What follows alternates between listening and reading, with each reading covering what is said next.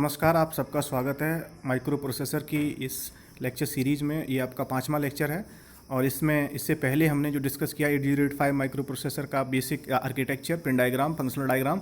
उसके बाद हमने पढ़ा उसकी प्रोग्रामिंग मॉडल का में सबसे पहले हमने देखा था कि किस तरह से इंस्ट्रक्शन फॉर्मेट होता है, कौन कौन से एड्रेसिंग मोड्स इस्तेमाल होते हैं।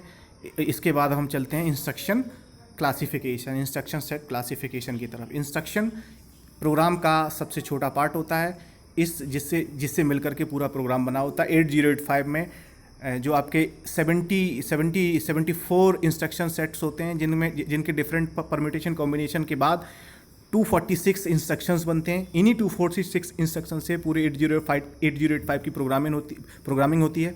तो चलिए ये देखते हैं इंस्ट्रक्शन सेट क्लासिफिकेशन को। इंस्ट्रक्शन सेट को आप दो तरह से क्लासीफाई कर सकते हैं, टाइप उसके ऑपरेशन के हिसाब से और उसकी लेंथ के हिसाब से।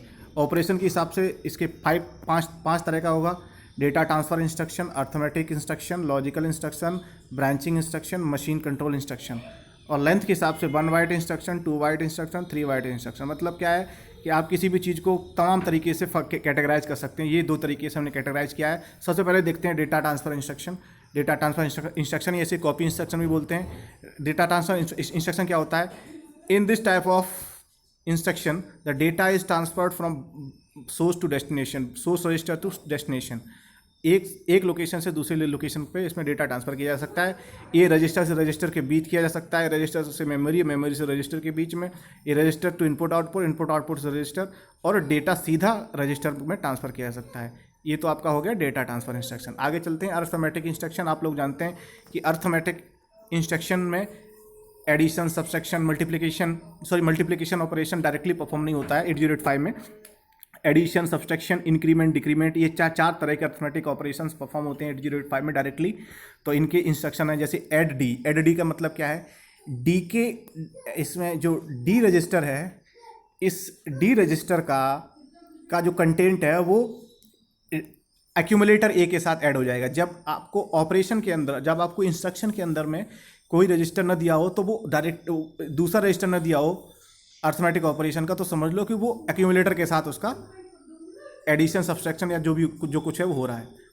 जैसे कि सब सी लिखा हुआ है, तो सब सी का मतलब क्या है कि सी को एक्यूमुलेटर से घटा देना है, सब्ट्रैक्ट कर देना है। उसके बाद आप देखते हैं लॉजिकल इंस्ट्रक्शन। लॉजिकल इंस्ट्रक्शन आप जानते हैं, जो लॉजिकल ऑपरेशन है जैसे एंड, और, nor, XOR, complement, rotate, compare, ये सब रोटेट, ये सारे के सारे ऑपरेशन ये लॉजिकल इंस्ट्रक्शन से परफॉर्म होते हैं। उसके बाद ब्रांचिंग इंस्ट्रक्शन। ब्रांच इंस्ट्रक्शन में क्या है कि इसमें क्या है कि in this loop the control of the program में be transferred from one location to another conditionally और अनकंडीशनली। जैसे कि जंप, कॉल और रिटर्न, ये इंस्ट्रक्शन होते हैं आपके। इन्हें बोलते हैं आप कैसा? Branching instruction. मतलब क्या है कि एक प्रोग्राम एग्जीक्यूट हो रहा है, बीच में किसी दूसरे प्रोग्राम की या सबरूटीन प्रोग्राम को एग्जीक्यूट कराना है, तो उसमें क्या है कि एक प्रोग्राम जो कंट्रोल है प्रोग्राम का, वो एक जगह से दूसरी जगह चला जाएगा कुछ समय के लिए, जब तक दूसरा प्रोग्राम एग्जीक्यूट होगा। जैसे सबरूटीन एग्जीक्यूट होगा तो प्रोग्राम मतलब फिर से उसी जगह पे आकर के एग्जीक्यूट होने लगेगा। तो ये जंप, कॉल और रिटर्न इंस्ट्रक्शन है इसमें। इसके बाद चलते हैं machine control instruction. Machine control instruction को देखते हैं। मशीन कंट्रोल इंस्ट्रक्शन में क्या है? ये इंस्ट्रक्शन सिंपल मशीन को कंट्रोल करने के लिए इस्तेमाल किए जाते हैं, जैसा कि इनका नाम है। जैसे कि हाल्ट, एनओपी। हाल्ट का मतलब प्रोग्राम को ख़त्म है वहीं उसी जगह जहाँ हाल्ट ऑपरेशन इस्तेमाल किया गया, इसका मतलब प्रोग्राम यहीं एंड हो रहा है। एनओपी का मतलब नो ऑपरेशन, कोई ऐसा इंस्ट्रक्शन जो कोई ऑपरेशन परफॉर्म न कराता हो। उसके बाद चलते हैं डेटा ट्रांसफ़र और कॉपी इंस्ट्रक्शन। मतलब पहले इंस्ट्रक्शन को डिटेल से डिस्कस करते हैं। इसमें कौन कौन से डेटा ट्रांसफ़र इंस्ट्रक्शन में कौन कौन से इंस्ट्रक्शन आते हैं। सबसे पहला इंस्ट्रक्शन है MOV RD, RS। इसमें MOV का मतलब है मूव, और RD, RS का मतलब है, RS मतलब सोर्स रजिस्टर, और RD मतलब डेस्टिनेशन रजिस्टर। तो इसमें इस इंस्ट्रक्शन को पढ़ेंगे ऐसे कि मूव और transfer the content of the source register to destination register. मतलब एक रजिस्टर से दूसरे रजिस्टर पर, सोर्स रजिस्टर से डेस्टिनेशन रजिस्टर पर से कंटेंट को मूव कराना है या ट्रांसफ़र कराना है। इसका लेंथ कितनी है? Length of the instruction 1 byte है। मशीन साइकिल इसमें 1 इस्तेमाल हो रही है, और टी स्टेट इसमें 4 है।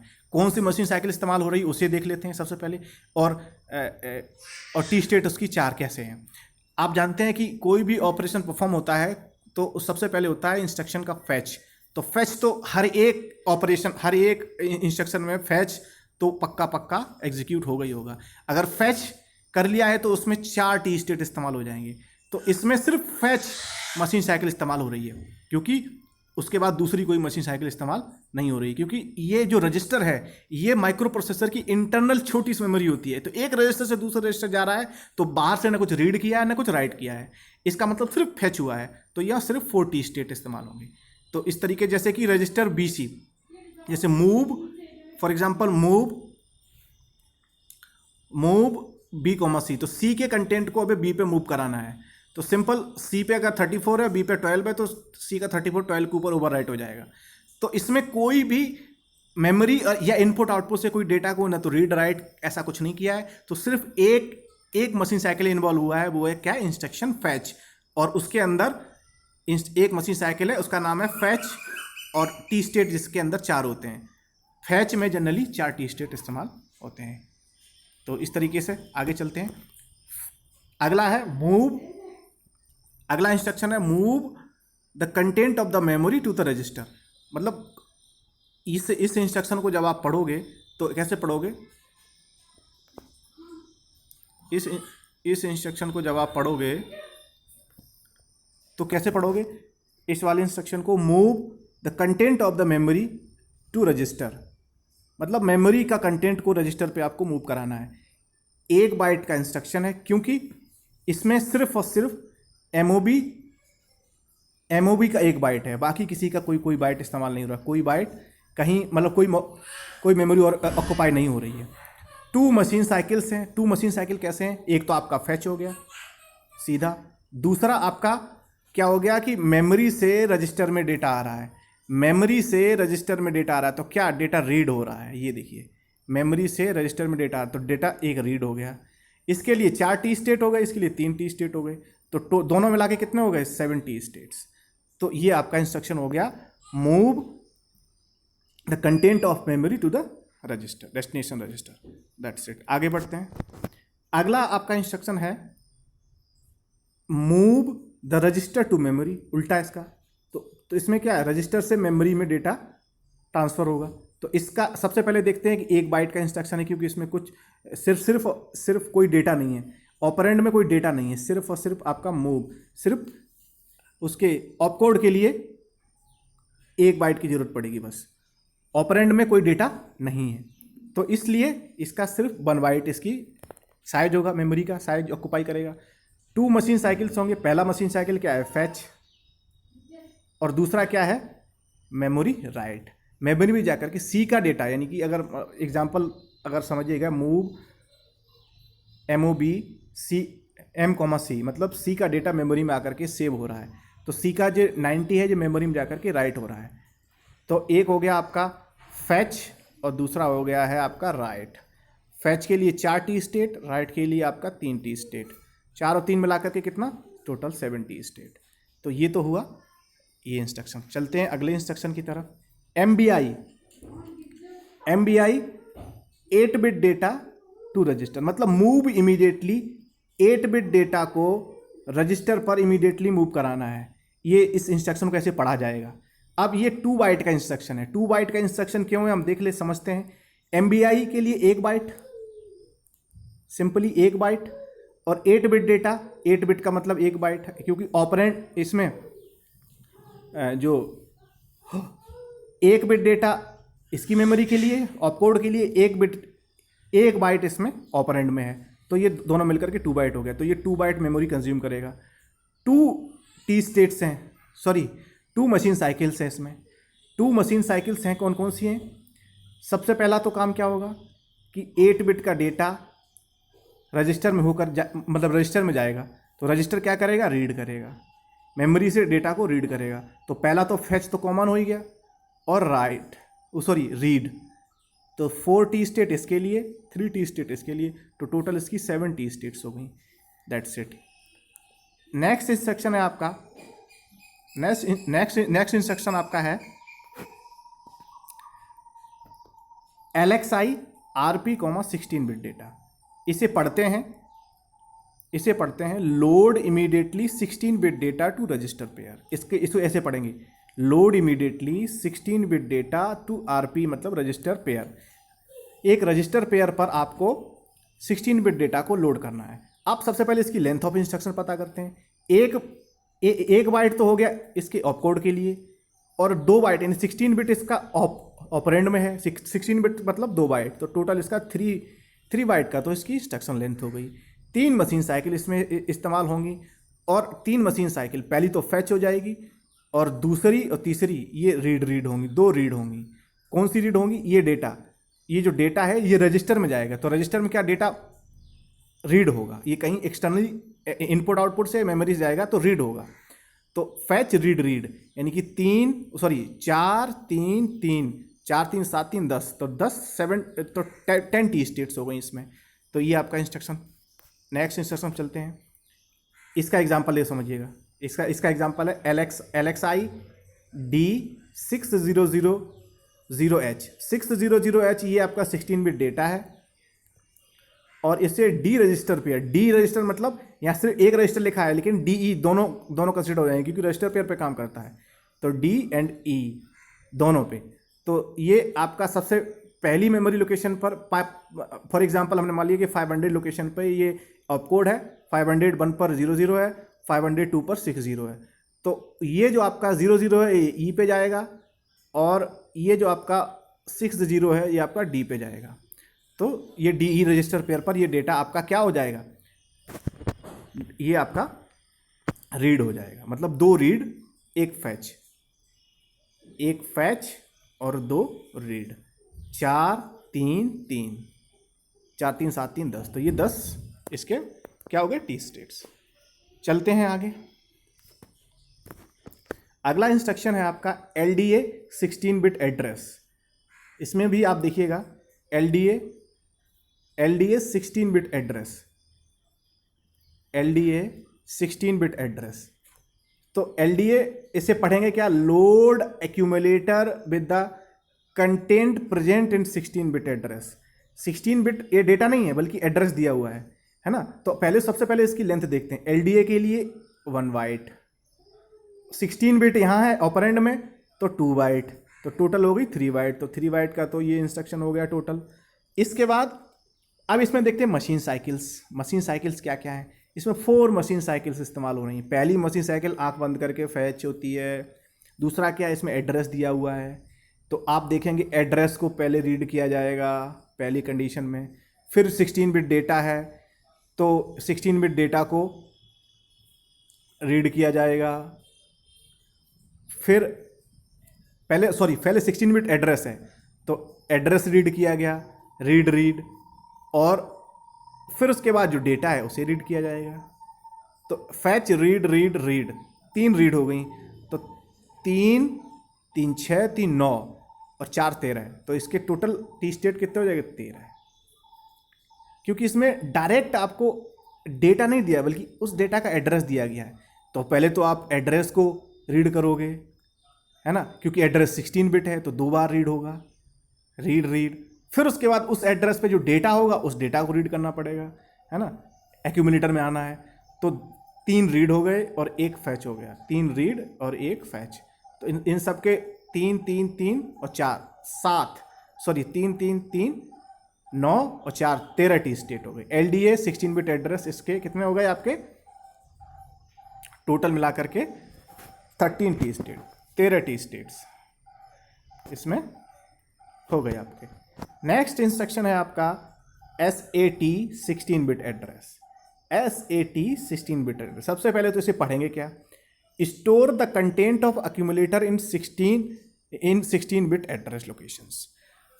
STA मतलब क्या है? Store the content of accumulator in 16 bit address. मतलब जो एक्यूमुलेटर के अंदर जो कंटेंट है उसे 16 बिट पे जाकर के आपको स्टोर करना है। 16 बिट एड्रेस जो दिया हुआ है उस पर आपको स्टोर करना है। सबसे पहले इसका देखते हैं कितने बाइट का इंस्ट्रक्शन है।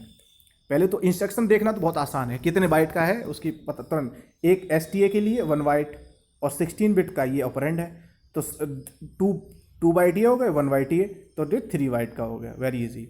उसके बाद 4 टी स्टेट इन्वॉल्व हो रहे हैं इसमें। 4 टी स्टेट इसमें क्या इन्वॉल्व हो रहे हैं? सबसे पहले क्या है? एड्रेस। सबसे पहले क्या होगा? फैच। इस ऑपकोड को फैच किया जाएगा। इसके लिए 4 टी स्टेट हो गए। दूसरा क्या है, 16 बिट का एड्रेस दिया हुआ है, तो एड्रेस को क्या करेगा, एड्रेस को जो प्रोसेसर है वो रीड करेगा, क्योंकि 16 बिट का एड्रेस है तो 2 बार रीड होगा। 8 बिट को 1 बार रीड होता है तो 16 बिट को 2 बार रीड होगा। अब जब हमें एड्रेस पता चल गया, फिर क्या करेगा, एक्यूमुलेटर के कंटेंट को जाकर के उस मेमोरी लोकेशन पर राइट कर देना है, तो यहाँ एक राइट आ जाएगा। तो fetch, read, read, right, read के लिए भी, राइट के लिए भी 3, रीड के लिए भी 3, रीड इसके लिए भी 3, इसके लिए 4, तो 4 + 3 + 3 + 3 = 13। ये आपके 13 टी स्टेट, 13 टी स्टेट इसमें हो गए। ठीक है, चलते हैं नेक्स्ट इंस्ट्रक्शन की तरफ। ये है आपका LDA XRP। इस LDA XRP को आप क्या पढ़ेंगे, इस इंस्ट्रक्शन को LDA XRP को क्या पढ़ेंगे, load accumulator with the content whose address is present in the register pair. मतलब क्या है कि एक्यूमुलेटर को लोड करना है किस कंटेंट के साथ, उस कंटेंट के साथ जो जिसका एड्रेस इस आरपी रजिस्टर पेयर में मौजूद है। आप समझिएगा, बड़े इत्मीनान समझिएगा कि इसमें इसका कितने बाइट होंगे इस इंस्ट्रक्शन के, क्योंकि इसमें सिर्फ और सिर्फ ऑपकोड है और ऑपरेंड में कोई डेटा नहीं है। तो ऑपकोड के लिए 1 बाइट इंस्ट्रक्शन, कोई डेटा नहीं, तो सिंपली ये 1 बाइट का इंस्ट्रक्शन हो गया पूरा। इसमें कोई दूसरी बाइट इस्तेमाल नहीं होगी। इसके बाद देखते हैं कि इसमें टी स्टेट मशीन साइकिल कितनी इस्तेमाल होंगी।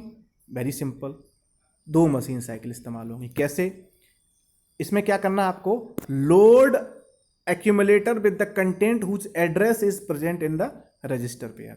तो सबसे पहले क्या करना है आपको,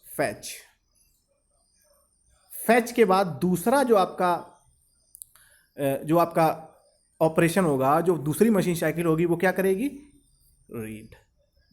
क्या रीड करेगी, रीड करेगी कि जो आपको रजिस्टर पेयर मिला है, रजिस्टर पेयर तो प्रोसेसर के अंदर ही है, तो उसे तो न तो रीड करना ना राइट करना है, तो उस रजिस्टर पेयर पर जो एड्रेस लिखा हुआ है उस एड्रेस को रीड करना है। सिंपल, कहाँ रीड करना है, सॉरी, जो एक्यूमुलेटर पे जो कंटेंट पड़ा हुआ है उसे उठा करके रजिस्टर पेयर में रीड करा देना। तो रजिस्टर पेयर भी माइक्रो प्रोसेसर के अंदर ही है और एक्यूमुलेटर भी रजिस्टर उसके क्या माइक्रो प्रोसेसर के अंदर ही है। तो इसमें तो कोई कुछ ये बाहर से तो लाया नहीं गया, तो एक जगह से उठाया, एक जगह रीड करा दिया, तो सिर्फ एक रीड।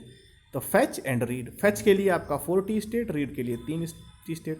3 + 4 = 7, टोटल इसमें 7 आपके टी स्टेट्स हो गए। इसके बाद चलते हैं आपका नेक्स्ट एंड लास्ट, इस सेशन का लास्ट इंस्ट्रक्शन पढ़ रहे हैं, STAXRP। बहुत सारे इंस्ट्रक्शन को डिटेल में पढ़ेंगे। ये तो अभी क्योंकि वीडियो बहुत बड़ा हो रहा है तो यहीं रोक देंगे, इसके बाद नेक्स्ट वीडियो में डिस्कस करेंगे। STAXRP आंख बंद करके दिखाई दे रहा है, इसमें ऑपरेशन, जो इसमें ऑपरेंड में कोई डेटा नहीं है, सिर्फ और सिर्फ ऑपकोड है। तो इसे हम क्या कहेंगे, 1 बाइट का इंस्ट्रक्शन है। वेरी सिंपल, 1 बाइट का इंस्ट्रक्शन है। 2 मशीन साइकिल इस्तेमाल हो रहे हैं। पहले से पढ़ लेते हैं, पढ़ने का पहले इसे पढ़ा क्या जाता है, STAX। तो क्या होगा, store the content of accumulator in the address present in the register pair. तो क्या, store the content of accumulator in the address present in the register pair, मतलब रजिस्टर पेयर में जो एड्रेस दिया हुआ है उस एड्रेस पर एक्यूमुलेटर के कंटेंट को स्टोर कराना है। वेरी इजी, बहुत आसान है। तो पहला, क्योंकि रजिस्टर पेयर भी प्रोसेसर के अंदर है और एक्यूमुलेटर की प्रोसेसर के अंदर है, तो पहला जो मशीन साइकिल होगा वो क्या होगा, ऑपकोड फैच। फैच के लिए 4 टी स्टेट हो गए। दूसरा मशीन साइकिल क्या होगा कि वो उसके अंदर कहां से कहां कराना है, एक्यूमुलेटर क्या करना है, store the content of accumulator. Accumulator के कंटेंट को रजिस्टर पर भेजना है, एक्यूमुलेटर के कंटेंट को रजिस्टर पे भेजना है, तो राइट। उसके लिए क्या होगा, एक्यूमुलेटर से रजिस्टर पे एक राइट ऑपरेशन होगा। तो 4 + 3 = 7, तो इसका 7 टी स्टेट्स हो गया। इसी के साथ ये इस वीडियो को यहीं समाप्त करते हैं, यहीं रोकते हैं। अभी इंस्ट्रक्शन ढेर सारे हैं, अभी तो हम घुसे हैं, बिगिनिंग हुई है, और हम सारे इंस्ट्रक्शन को डिस्कस करेंगे 808 के। जब ये इंस्ट्रक्शन हम समझ पाएंगे तब हम जा करके प्रोग्रामिंग का कुछ हिस्सा कर पाएंगे, प्रोग्राम को समझ पाएंगे, प्रोग्राम लिखना सीख पाएंगे। तो इस वीडियो में इतना ही, मिलते हैं नेक्स्ट वीडियो में। तब तक के लिए धन्यवाद।